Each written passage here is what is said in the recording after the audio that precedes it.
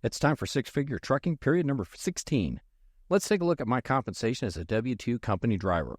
First, we're going to talk about the logs for the week. I was paid for 2,481 dispatched miles. I had 2,239 logged miles. My utilization for this week was 90%. The day in orange was a day that I was on a paid 34-hour reset. Now let's take a look at my unedited pay statement for period number 16 of 2024. This includes all trips from April the 7th to April the 13th. The first trip this week started at the Fort Recovery, Ohio terminal and ended at the Ontario, California terminal. There were stops in Phoenix, Arizona, Moreno Valley, California, Ontario, California, and Long Beach, California.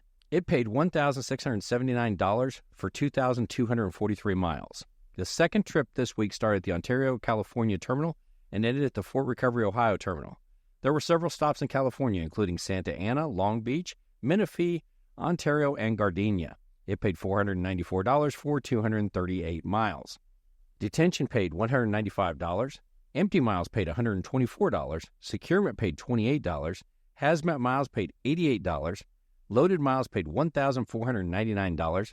And stops paid $240. The quarterly safety bonus was paid this week, and it was $400. Total earnings this week was $2,572. We keep hearing that across the industry, drivers are getting paid less and making less money. I'm one that believes in hard numbers rather than anecdotal information. Here's a comparison of the miles and compensation for the last 4 years, showing my actual pay statements.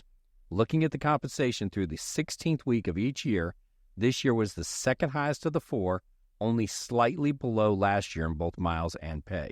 16 weeks into the year, my gross income is $34,239.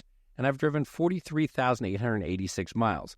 This averages out to $2,140 per week and 2,742 miles per week. Estimating that out over a year, I'm on track to earn $111,276 for 142,584 miles. Through week number 16 of 2024, I have been loaded 94% of the miles, and 17% of those have been hazmat placarded miles. This is a map of the miles per state year to date, which I have driven. Texas remains well in first position. This week I added 2 states to the map, Arizona and California. Here's the home time I've taken this payroll year. No home time was added this week. I've been on home time 6 times so far this year, totaling 21.2 days. I've also been paid for 8 34-hour resets on the road. I'm not paid hourly, but let's calculate it like an hourly job.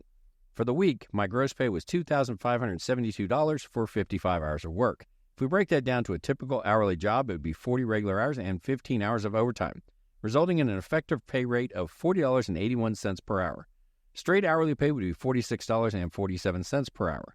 Year to date, I've earned $34,239 for 858 hours worked. Out of those hours, 839 would be regular time, 219 would be overtime. If we calculate it weekly with overtime, the effective pay rate is $35.39 per hour. However, as straight time, it's approximately $39.91 per hour. As always, make sure you're enjoying every day at work.